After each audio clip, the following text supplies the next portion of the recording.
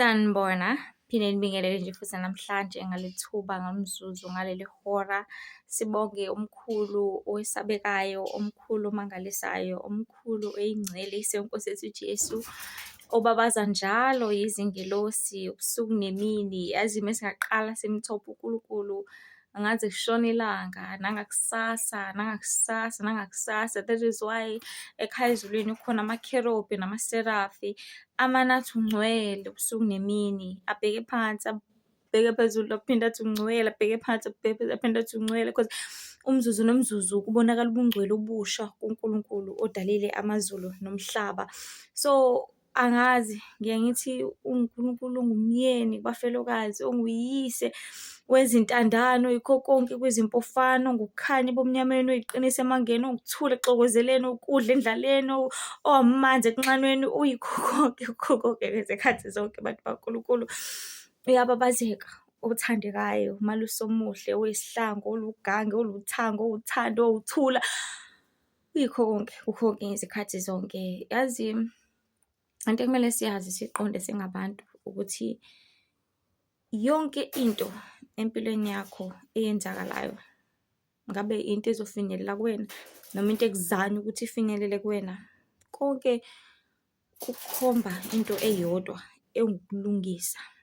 Why? Ngoba igazi likaKristu noma ukufika kwakhe lapha emhlabeni ezibonakalisa ngazo zonke izindlela, because sesiyibonile izambulo, sazi izintshumayela, sakuthola konke. Siyathola ukuthi konke lokho kwenzeka ngenhloso eyodwa nangenjongo eyodwa, phecelezi ngegama lesingisi elithi i-preparation, ngesiZulu ukulungisa. uKristu uzele into eyodwa ukuzolungisa, alungisise abantwana bakaNkulunkulu ukuze babalungele ukuyobuyela ekhaya. Inhloso kaKristu ukuthi noma sizozalelwa ezonweni, sizalelwe ebumnyameni, eziqalekiso zabazali bethu, zabokhokho bethu, because mazizalwa lapha emhlabeni uzalwa njengomuntu osuke embozekile kanje. Let's say njengoba ngimbozile kanje, mind you, let's say uzombozwa ngendango emnyama, because yonke into eyisono iqukethe ubumnyama okuyisitho uqobo layo. So uma umbozekile kanje ngabonke ubumnyama, whether umbozwe ngokuthi uyabhema, uyafeba, uyaluka ikhanda, zonke lezi zinto, because uyawasho njalo nje omunye umprofethikazi wathi ngale nkathi ulukile ufake lezi zinto zonke lezo ey'fakile, uJesu akakwazi ukukubona, akakuboni. Lezi zinto zingibozile kanje, zingibozile, awubonakali. So ukubona konke ngaso sonke isikhathi, if umbozwe yilona lonke uhlobo lesono, ngalonke iqiniso uKristu alilethe empilweni yakho, uzolibele ukuthi thasi kancane. Mekuthi thasi ufana nomuntu othela ujiki.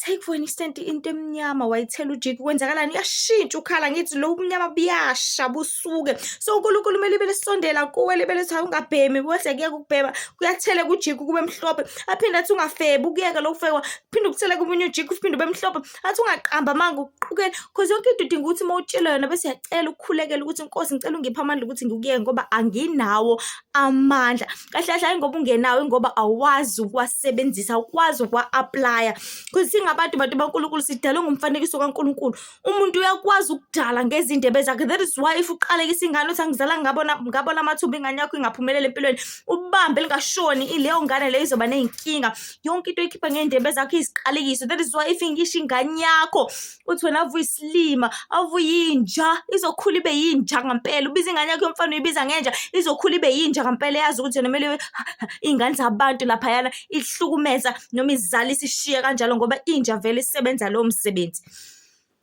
Awave uyinyoka wena, ave ukuthi nokuthi uyayikhesa ingane yakho, uyakhesa konke ngokukhipha ngezindebe zakho. So singabantu kumele sazi siqonde ukuthi sifana noNkulunkulu ngakho konke, only if sik-applya ngomoya wakhe weqiniso. Angifuni ukuthi kuwe unjengoNkulunkulu khona wena uzothatha isixoxo hayi shuthi nami ngoNkulunkulu ngiyabusa. Ngifuna ukuthi u-understand ukuthi unamandla kangakanani, only if unoNkulunkulu ozokwenza ukuthi lowo mandla wathatha uwasebenzise, ngoba usho njalo incwadi yabaseFilipi chapter 4 verse 13 ethi nginamandla okwenza konke ngaye. Ayisho ukuthi nginamandla okwenza konke yaphelela lapho, cha, ithi nginamandla okwenza konke ngaye ongiqinisayo. So endleleni kuzodinga ukuthi aqinise kuqala khona uzokukhumbula ukuthi hayi bo nginamandla mina ukuthi ngikwazi ukuthi ngilwe, ngikwazi ukuthi ngiphulukushe kuzona zonke izinto engihlaselwa ngazo noma eziphonswa empilweni yami. So kukona ngaso sonke isikhathi azi ukuthi konke uKristu akufundisayo ngezwi lake, amavidiyo abukayo ko-TikTok, ko-YouTube, ko-Instagram, ko-Facebook, ko-WhatsApp, ama-voice note, kuma-post, beshumela imizi ngemizi, kuzona zonke izinto kuzosizwa wena khona uzoprepare ulungisele okukhulu kakhulu kunalokho oyitshela ukuthi uyakudeserve. You deserve konke okuhle. Phela wena uthathe wokulanda ezindaweni ezi-wrong. Ubonile ukuthi ayingeke mina ngiyahlupheka, wase wahamba uyofuna imali esheshayo. Ayingeke mina ngiyalamba, wahamba uyomadlozini. Ayi mina ngokuthi wagijimela kuNkulunkulu aba-wrong. Ngenze ngikhohlwe uNkulunkulu engibuza lo mbuzo. Ngihamba ngishumayela wathi, mave bekubuza nje abantu ukuthi why thina kumele samukele leli vangeli lakho? Why kumele silalele wena? Why kumele ngishiye yonke into engiyenzayo mhlawumbe ngilandele wena? Ngoba mina ngi-right, ngiyayisebenzela nginokuthula, ngi-right, angilambi nje. Ngathi inkosi, ngempela uNkulunkulu, mase kuthiwa abantu bangibuza lo ngingathini? Ngasothi uNkulunkulu batshele ukuthi ya impela ninabo uNkulunkulu, ingela banondla, banakela, banenzela konke. Kodwa underline, for how long? Ngathi inkosi, hey wakhuluma into eyisimanga. uNkulunkulu afuna ukuyibuza ukuthi yebo uzothi hayi mina vele noma ngasebenzi nginey'ngane zami mina ngiholela iqolo mase na 18. Hayi mina ngisebenzela ejardini nginomlungu wami mase kuthiwa uyahamba uyarelocate noma uyafa. Hayi mina ngisebenzela esitolo mase kuthiwa siyasha leso sitolo leso spa leso oyitshela ngaso uyasha. Uzothini? Hayi bazonithatha banyise komunye uspa wase-Watercrest, bazonyisa komunye uspa wase-Kloof, bazomnyisa komunye uspa wako-Bluff. Yonke into ine-expiry date lapha emhlabeni except igazi likaKristu. Everything ine-expiry date. Ngabe uthenga ukudla kuzobhala lapha BB best before. Njengembali iqhakaza namhlanje kusasa sibunile. Yabo nje ubusika azibunile kanje ungavela uplate manje umentshisa ukusheka wonke. Everything has an expiry date if ingenayo uKristu. So ngokufaka uKristu empilweni yakho, umamukele nje inkosi nomsindisi, ukhole, ubhabhadise emanzini emfuleni ahambayo, emfuleni njengaseJordani, uthi ngiyamamukela uKristu njengenkosi, uzalwe kabusha. Ngeke uzuphinde uzobona, uzoqhakaza njalo. Ngabe sehlobo sebusika uzohlezi uqhakaza ngoba uzobuthela izithelo zakamoya ungebusathela ezenyama eziwuthando. Ngoba seGalatia chapter 5 qala lapha verse 22, eziwuthando uzohlezi wena unothando, eziwukuthula ngisho kunomsindo wena uzofuna ukuthula, eziwubuve, ezibumnene, eziyinjabulo. Ngoba yisekho into ejabulisayo njengamanje, kodwa siyayicreator into ejabulisayo ngane, ngokuzondla ngezwi kaNkulunkulu, ngokudumisa, ngokuhlala ebukhoneni baNkulunkulu. Ngoba bantu baNkulunkulu, presence kaNkulunkulu awubhoreki, awushodi nga-TV, awushodi nga-radio, awushodi ngalutho ozoyilalela except kuNkulunkulu ozokholela ukuthi ulalele le nto le, ngoba usuyazi ukuthi kunomnyalezo ofuna ukuthi uthole ngaleyo video leyo noma ngaleyo nto omele uyibuke kumabonakude, whether yindaba or whatsoever. Usuke nomnyalezo ofuna ukuthi specific for wena, kodwa awubhoreki. Awudingi ukuthi uzohlala uzubalisa. Okubalulekile kusemqoka namhlanje ngifisa ukudlulisa noma amazwi engithanda ukuthi afinyelele kithi ukuthi inhliziyo yakho ayive ibalulekile. Ngiyazi awuyinakile, ngiyazi usuyinikele ebafaneni, wayinikele zona zonke izinto, but ayive ibalulekile. Incwadi singayifunda nje namhlanje engifisa ukuthi sicacisele ngokusobala ukuthi inhliziyo ibaluleke kakhulu kangakanani. Incwadi yeZaga, Zaga chapter 4, Zaga chapter 4 verse 23 ofundeka kanje. iZaga yeBhayibheli bantu baNkulunkulu lesizulu, iZaga chapter 4 verse 23 uthi, phezu kwakho konke okugcinayo gcina inhliziyo yakho ngokuba kuyilapho kuvela khona ukuphila. Ngazi ukuthi abantu abaningi abayinaka inhliziyo zabo. Ngazi ukuthi abantu abaningi abanendaba ukuthi bafaka, because enhliziyo ngithi umuntu ngimthanda ngenhliziyo yami yonke. Mase khetha loyo muntu uzofuna ngisho uyibulala. Manje sengitshontshela uzofuna ngisho ukuyihenga. Bese kwenza because kuzona zonke izinto inhliziyo yakho is very important.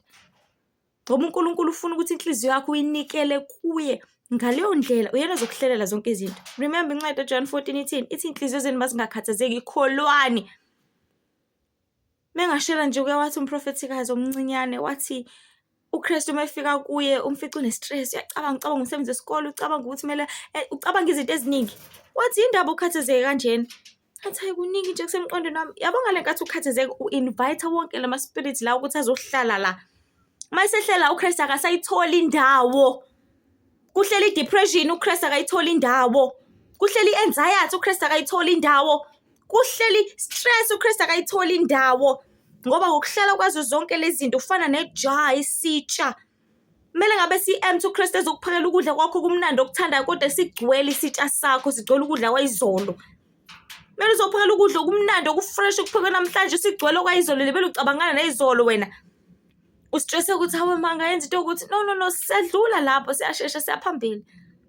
Ucabanga ekusasa ukuthi akashonge uNkulunkulu ungakhathazeki ngengomuso ife ukwazi ukunakekela izinyoni azondle zingakhandlekeli zingasebenzi ukangakanani wena umkhulu kangaka umfanekiso wakhe ngqo. Kuzona zonke izinto abantu baNkulunkulu izulu alifuna isikhathazeke. Izulu alifuna isibalisi. Izulu alifuna isilibele silanda zonke lezi zinto ezingcolile zelapha emhlabeni.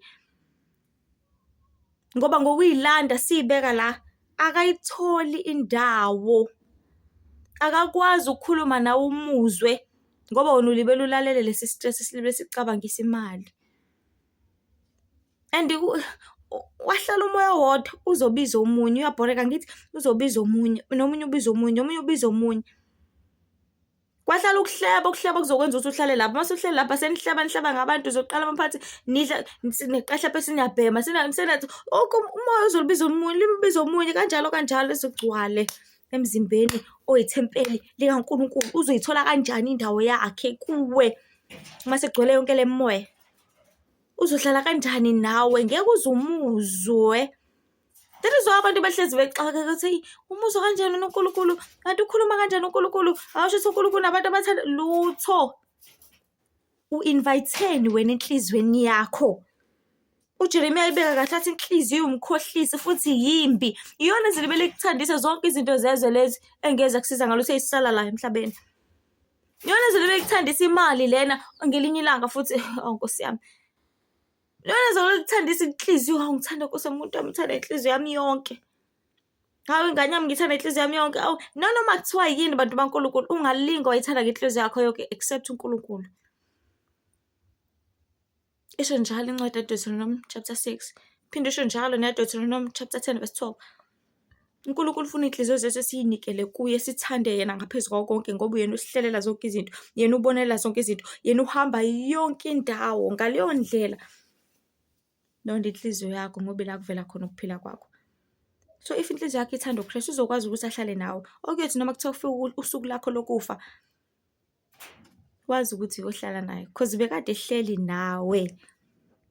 So ngifuna ukubuyela ngithi ngiqale ngathini maqalisa le video ngathi everything engenzeka empilweni yakho it's a preparation. So amazwi siwafundayo ubusuku nemini if usiwafundela ukwa-applya ngaleyo ndlela you are busy being prepared.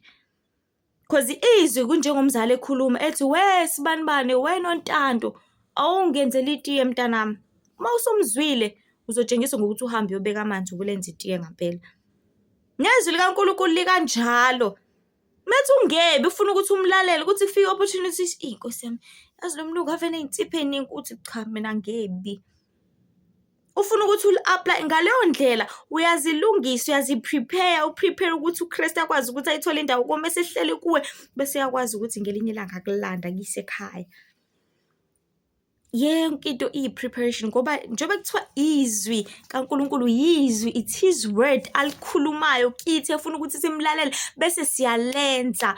Methi khumbula usuku leSabatha ulungcwelise into ekumele ibe isenzo leyo kumele ukuthi uyenze ulungcwelise ngempela. Methi ungaliphathi ngeze igama likaJehova ufuna ukuthi kube isenzo lokho ngisho kuthiwa kwenzakalani.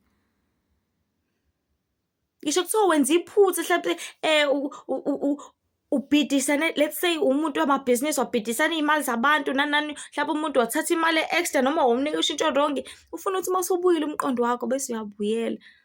Mhlawumbe uthe ukhuluma usuyikhathalele ebusuku, wakhuluma into engekho right, wakhuluma amanga, usubuyile umqondo wakho, ingelosi yakho isikhumbuzo, buyela uyilungise le nto le, as long as sisanikeza ithuba. Because into ekumele siyazi ukuthi yabo lo 2 o'clock kade udlula wamanje, ngeke uze uphinde uze ubuye.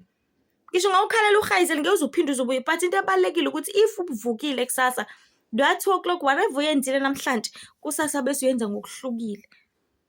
Ngoba ukufika kwaNkulunkulu ufuna ukufinyelela impilo yakho ezokulungisisa kuloko ongenzanga kahle kukona izolo. Mase kukhona yakhe ipresence, ngiyakutshela uzokwenza kahle manje. Kunjalo kukhula. Bengakwazi ukupheka irice, mase kufika uNkulunkulu wona uzokufundisa ukutshela ukuthi okay, kumele ucenge kanje, kumele wenze kanje. Mawukuthatha ukwenza lokho, uzokwazi ukulipheka irice futhi uzolipheka kahle, alive ezoncomeka.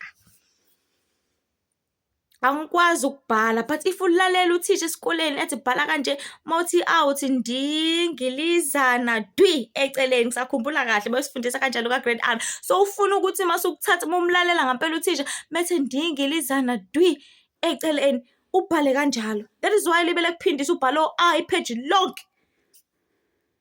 So kona konke bantu baNkulunkulu, uNkulunkulu ufuna ukuthi sikuthathe sikwenze konke asifundisa kona, so that sokhula. Khona sizomazi, khona sizokwazi ukuthi ayithole indawo yakhe kithina. And mase ehlala nathi uzofana nentombi ehlanu ehlakaniphile, ngoba uzobe unomoya kaNkulunkulu. Yabo ungakholwa wasindiswa wabhabhadiswa, wangena emanzini wacwila, ngiyakutshela usuke usishoda ngokubhabhadisela umoya oyingcwele. Mase ubhabhadisela umoya oyingcwele uzohlala nawe. Iwona ozoloko lokuqondisa ukuqondisa, uyini lo ekhuluma, uzwile ukuthi utheni, yakhumbula. And indlela umoya oyingcwele othetha ngayo sometimes uyathetha, yazi ngiyangixoxa, umoya oyingcwele uyathetha. Number 2, umoya oyingcwele uyahlekisa. Number 3, umoya oyingcwele unothando. Ukhuluma very soft, very soft.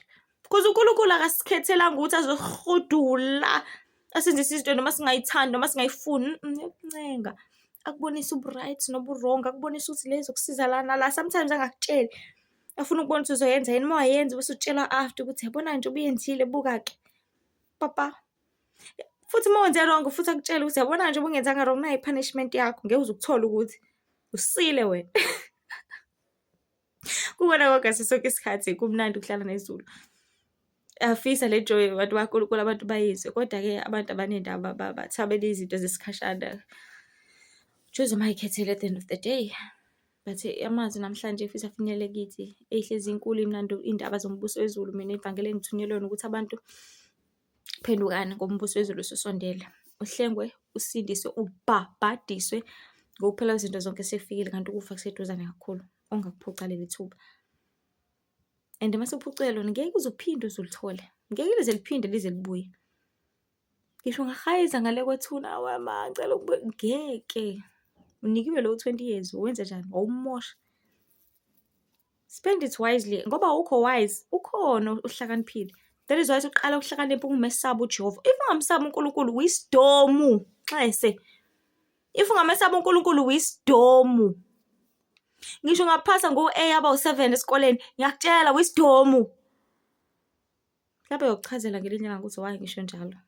Ngithi ngisho ngaphasa ngo-A abawu7 kodwa wisdom. It is because awulazi iqiniso eli behind even leso certificate leso. Cela ukuyivala ngoba kuningi kujulile, kodwa ngikho lapho namhlanje sekuthenini yonke inhliziyo yakho ngoba ila kuvela khona ukuphila. If ungayilondi izomema wonke ama-spirits angcolile obumnyama, bese noSathane eyenza kanye nawo ama-spirits akhe abese yakuthatha kuyise kwalasha. But if uyilonda uhlezi njalo uyinakekela, uhlezi njalo ufuna uNkulunkulu, uzoba nawe bese kulanda ngelinye ilanga bese uyohlala ekhaya ubuse engunaphakade. Ngoba isithembiso sesona esengunaphakade, asona sa10 years, asona sa100 years, even no 500 years, esaphakade. Phakade. Bese nje benani imbosisi. Ezinkulu ezimnandi abazobuso ezulu abantu phendukani. Umbuso wezulu usisonene, ihlengo nesindisi nibhabhadiswe ukuphela izinto zonke sefikile, kanti ufa seduze kakhulu. Asensindiseni sibekele eniqiniseni hambele kona konke, siphilele inkosi manje siphathe. Amen.